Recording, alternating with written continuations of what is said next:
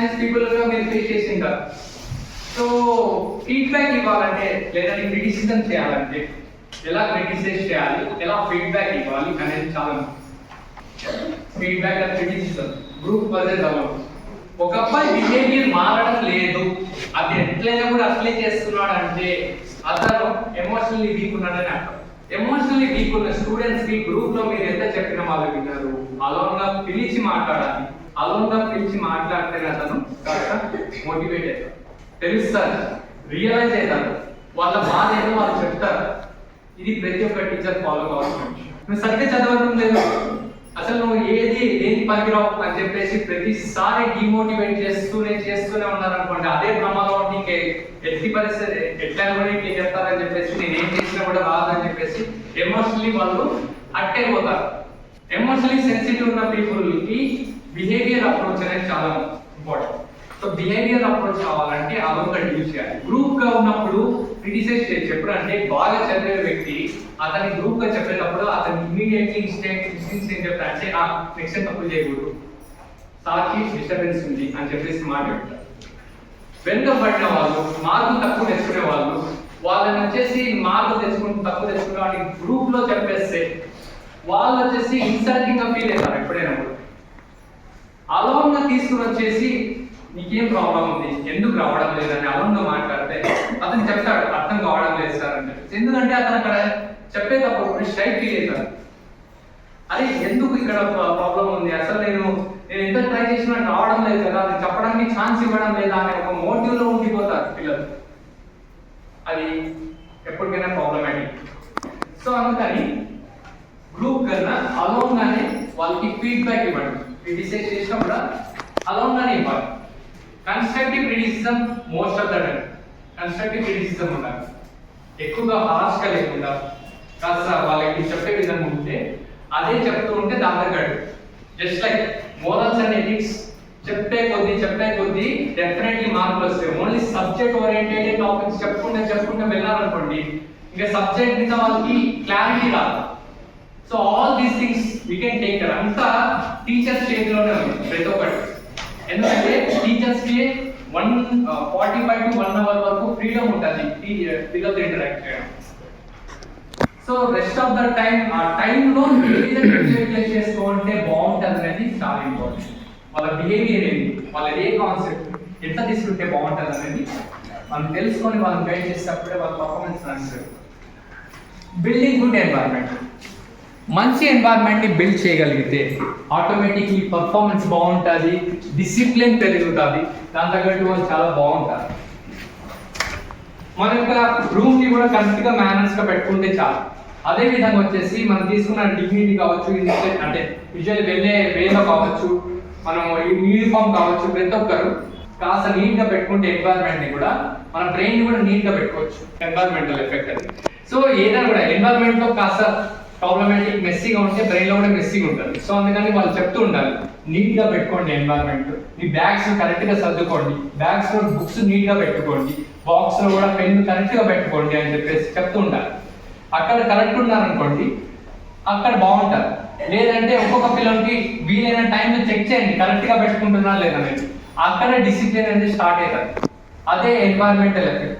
అందరు పిల్లలు environment build చేసుకుంటే అప్పుడు పర్ఫార్మెన్స్ బాగుంటుంది. Positive environment can build through effective interaction with students.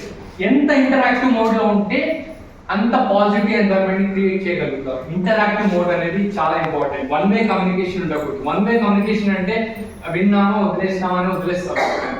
So interactive mode లో ఉంటేనే అప్పుడు పర్ఫార్మెన్స్ రాణించగలుగుతారు. That's the best way to communicate. Parents and teachers meeting. So చాలా మంది ప్రాబ్లం ఫేస్ చేస్తుందంటే టీచర్స్ అంటే పేరెంట్స్ వచ్చేసి డైరెక్ట్ మాట్లాడతారు, కూర్చుంటారు, దాని తగ్గట్టు ఎక్స్ప్లెయిన్ చేస్తారు, అంటే ప్రోగ్రెస్ కార్డ్ చూపించి.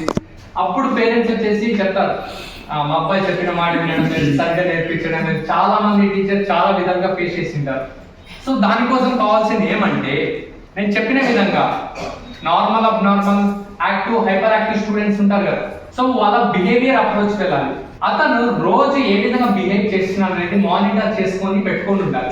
అతని బిహేవియర్ రిపోర్ట్ అనేది తీయాలి. రోజు ఏ విధంగా చేస్తున్నాడు, ఈ రోజు ఏ విధంగా రెస్పాండ్ అవుతున్నాడు, అతను నాకు ఫీడ్బ్యాక్ ఇస్తున్నాడా లేదా, నేను కరెక్ట్గా ఎక్స్ప్లెయిన్ చేస్తున్నానా లేదా, మీరు డైరెక్ట్ అడగాలి. మీకు అర్థమవుతుందా, ప్రతి ఒక్కరికి అర్థమవుతుందా టాపిక్ అనేది. అది అడిగినప్పుడే అతని రెస్పాన్స్ అనేది తెలుస్తుంది. అలాంగ్ అడిగితే ఇంకా డెఫినెట్లీ చెప్తాడు అబ్బాయి నాకు అర్థమవుతుందా రాదని. కొంతమంది వచ్చేసి సార్ ఏమైనా అంటారేమో డౌట్స్ అడిగితే అని ఒక భయం, లేదంటే మేడం ఏమైనా అంటారేమో డౌట్స్ అడిగితే ఒక భయం అనేది చాలా మంది. ఇక్కడనే కాదు, చాలా స్కూల్స్ చూసినప్పుడు. సో వాళ్ళు ఫేస్ చేసిన ప్రాబ్లమ్స్, నేను కూడా పర్సనల్లీ నా ఆఫీస్లో కూడా స్టూడెంట్స్ మాట్లాడేటప్పుడు చెప్పే ప్రాబ్లమ్స్ మనమే డైరెక్ట్ అడిగితే ఇమీడియట్లీ వాళ్ళు రెస్పాండ్ అవుతారు, అది అలౌంగ్ అడిగినప్పుడు. మరి ముఖ్యంగా ఏమంటే పేరెంట్స్, పిల్లలు, టీచర్ ఒకే రూమ్ లో ఉండకుండా ఫస్ట్ పేరెంట్స్ మాట్లాడండి, పిల్లలు లేకుండా. పిల్లల్ని బయట పెట్టి పేరెంట్స్ మాట్లాడండి, తర్వాత పిల్లల్ని పిలిచండి. అప్పటికి అతనికి ఏం కంక్లూడ్ చేయాలని మాట్లాడండి. ముఖ్యంగా ఏం ఇంపార్టెంట్ అంటే టీచర్, ఏ పేరెంట్ అయినా మన ఫ్యామిలీ మెంబర్గా ఊహించుకొని మాట్లాడాలి. మన ఫ్యామిలీ మెంబర్గా ఊహించుకొని, మన ఫ్యామిలీ మెంబర్ అనుకొని మాట్లాడితేనే అప్పుడు కమ్యూనికేషన్ బిల్డ్ అవుతుంది, పర్ఫార్మెన్స్ అనేది బాగుంటుంది. అంటే పిల్లల్లో కూడా మార్పు తీసుకోవడానికి కారణం అవుతుంది. ఎందుకంటే పేరెంట్స్ కోరుకునేది వాళ్ళు ఎంత ఆలోచిస్తారో మనం కూడా అంత ఆలోచిస్తాం. ఈక్వల్గా ట్రీట్ చేయాలి. యాజ్ పేరెంట్స్, తల్లి, తండ్రి, గురువు ఈక్వల్గా ట్రీట్ చేయాలి ఆ స్టూడెంట్. అప్పుడే పర్ఫార్మెన్స్ వస్తుంది. దిస్ ఈజ్ వై పెద్దలు ఊరికే చెప్పలేదు lines, 3 lines. So that's why it's very important that we have to take care. అంటే పేరెంట్స్ని యాజ్ ఫ్యామిలీ మెంబర్గా చూసుకొని వాళ్ళతో కమ్యూనికేట్ చేసుకుంటే కావాల్సిన కాన్సెప్ట్స్ లేకపోతే కావాల్సిన పర్ఫార్మెన్స్ అనేది తెలుసుకోవచ్చు. అంటే ఎట్లా ఉంటుంది, రెస్పాండ్ అవుతారు, దాని తగ్గట్టు ఫీడ్బ్యాక్ తీసుకొని రెస్పాండ్ అవ్వాలి. అదేవిధంగా కొంతమంది చెప్పిన విధంగా మెంటలీ ఛాలెంజెస్ ఉన్న వ్యక్తులు ఎవరైనా ఉన్నా, లేకపోతే స్లోగా లర్నింగ్ ఉన్నా, అతనికి బిహేవియర్ అప్రోచ్ అనేది ఇంపార్టెంట్. అంటే లైక్ ఒక అబ్బాయి వచ్చేసి సరిగ్గా చదవడం లేదు, ఎంత చెప్పినా అతను చదవడం లేదు, అతన్ని అలోన్గా మాట్లాడి అతను ఈ విధంగా చెప్తున్నాడు అని చెప్పి ఒక రిపోర్ట్ తీసి ఇట్లా బిహేవియర్స్ ఉన్నాయి, ఇట్లా డిస్ట్రాక్షన్స్ ఉన్నాయి, దీనికి ఆల్టర్నేటివ్ సొల్యూషన్ మీరే తీయగలుగుతారు. ఎందుకంటే ప్రతిరోజు అబ్బాయిని మీరు స్వయంగా చూసింటారు, స్వయంగా తనతో ఇంటరాక్ట్ అయింటారు, కాబట్టి you know the answer. Usually learning styles ఉంటాయి పిల్లల్లో కూడా. కొంతమంది విజువల్, ఆడిటరీ, కైనెస్థెటిక్ అని 3 కైండ్ ఆఫ్ మోడ్స్ లో ఉంటారు పిల్లలు. విజువల్ మోడ్ అంటే చూసి నేర్చుకునేవాళ్ళు, ఆడిటరీ మోడ్ ఉండే వాళ్ళు అంటే విని నేర్చుకునేవాళ్ళు, కైనెస్థెటిక్ అంటే ప్రాక్టికల్లీ ఇన్వాల్వ్ అయ్యి నేర్చుకునేవాళ్ళు. ఈ 3 కాన్సెప్ట్స్ బేస్ చేసుకొని ఆ ఫిన్లాండ్ ఎడ్యుకేషన్ సిస్టమ్ లో అటాక్ చేస్తారు.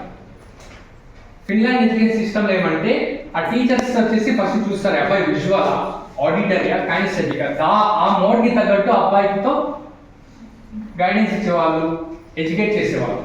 ఇది ఇంపార్టెంట్ ప్రతి ఒక్క టీచర్కి. సో వాళ్ళ మోడ్ ఏది తెలుసుకొని గైడ్ చేయగలిగితే అప్పుడు పర్ఫార్మెన్స్ అందించగలుగుతారు. Usually we have the different tools to know what kind of learning style that is. ఆ టీచర్ ఎప్పుడైనా కూడా అబ్బాయి యొక్క మైండ్ కంప్లీట్ గా తెలుసుకొని టీచ్ చేయగలిగితే అప్పుడే పర్ఫార్మెన్స్ అందించగలుగుతారు.